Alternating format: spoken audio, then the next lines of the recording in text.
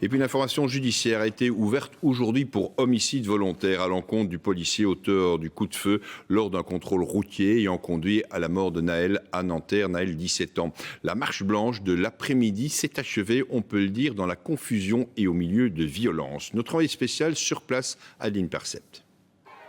Crier fort, faire de la mort de Naël un symbole. À Nanterre cet après-midi, la marche blanche s'est transformée en manifestation, au cri de police, assassin. Depuis le camion qui dirige la manifestation, la mère du jeune homme distribue des t-shirts « Justice pour Naël ».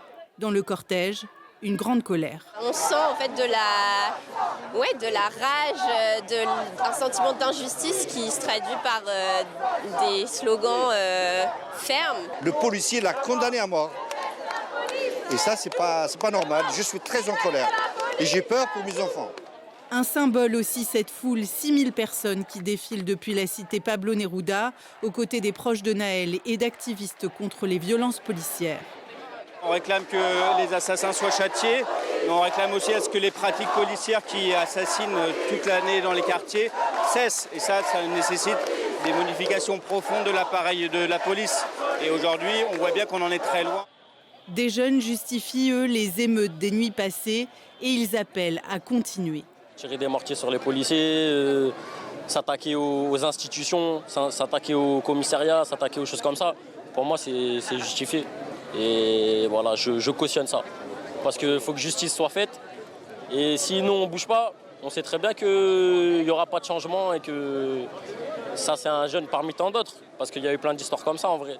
Aux abords de la préfecture, les rues sont coupées à la circulation avant que les émeutiers ressortent les barricades pour cette nuit. Oui, justement, cette nuit, des violences sont à nouveau éclatées en région parisienne, mais aussi dans plusieurs autres villes de France, dans la nuit, je vous le disais, après la mort de cette adolescente de 17 ans. Pierre Bucrémer. Des enfants en larmes devant ce qu'il reste de leur école, située en plein cœur d'un quartier populaire à Tourcoing. Les flammes ont ravagé plusieurs classes pendant une bonne partie de la nuit. Les élèves et l'équipe pédagogique sont sous le choc. Les enfants, les parents, c'est un choc pour tout le monde. Vraiment, même nous, il n'y a plus rien, ils ont tout détruit, les bâtiments sont de maternelle et il n'y a plus rien en bas. Dans le nord toujours, à Wattrelos, les flammes de protestation ont ravagé ce supermarché, pillé puis incendié en pleine nuit. En colère, les habitants n'avaient jamais assisté à de telles violences urbaines. C'est vraiment honteux de se venger sur des bâtiments, des magasins, des choses comme ça. C'est même incompréhensible. Je trouve vraiment dégueulasse. Même le bureau de tabac à côté, ils l'ont saccagé aussi. La mosquée, ils l'ont saccagé aussi. C'est pas normal, ça.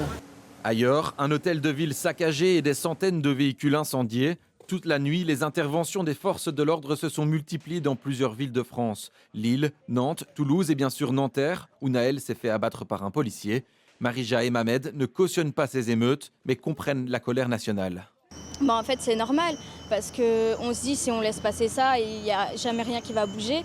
Et forcément, on a envie de montrer qu'on est en colère et qu'on a envie de justice, tout simplement. Certains éléments de la police ont un comportement incroyable. Et pourquoi ? Parce qu'ils sont dans la toute-puissance. Ce policier-là fait honte, vraiment, il fait honte à la police en général. Et je pense qu'il est temps que les pouvoirs publics se saisissent et que M. Darmanin fasse le ménage. 2 jours après le décès de Naël, la tension ne faiblit pas en France, entre la colère et l'appréhension de revivre une nouvelle nuit de violence. Et on retourne à Nanterre avec vous, Adeline Percept. Est-ce qu'on en sait un peu plus sur l'enquête aujourd'hui, Adeline ? Oui, alors le policier auteur du tir a été placé en détention provisoire, mis en examen par les juges pour homicide volontaire. Les juges qui ont donc suivi les réquisitions du parquet qui estimait qu'il n'avait pas à faire usage de son arme à ce moment-là. D'un autre côté, l'enquête, les premiers éléments de l'enquête nous apprennent que Naël, 17 ans, roulait sans permis, qu'il roulait trop vite au niveau d'un couloir de bus et qu'il a refusé une première fois de s'arrêter aux injonctions de la police. Naël qui avait des antécédents judiciaires, une quinzaine selon le parquet, dont 4 refus d'obtempérer. Merci Adeline. Alors par ailleurs, la France s'apprête à nouveau à vivre une nuit difficile. De gros moyens sont déployés pour y faire face ce soir, Adeline. Effectivement, 40 000 policiers sont déployés sur tout le territoire, dont 5 000 ici en Île-de-France. Ce sont des chiffres tout à fait exceptionnels. Par ailleurs, le service de bus et de tramway sera totalement coupé ici en Île-de-France à partir de 21h. Et puis, d'autres villes ont pris des mesures supplémentaires comme Clamart en banlieue sud de Paris qui a carrément décidé d'un couvre-feu à 21h.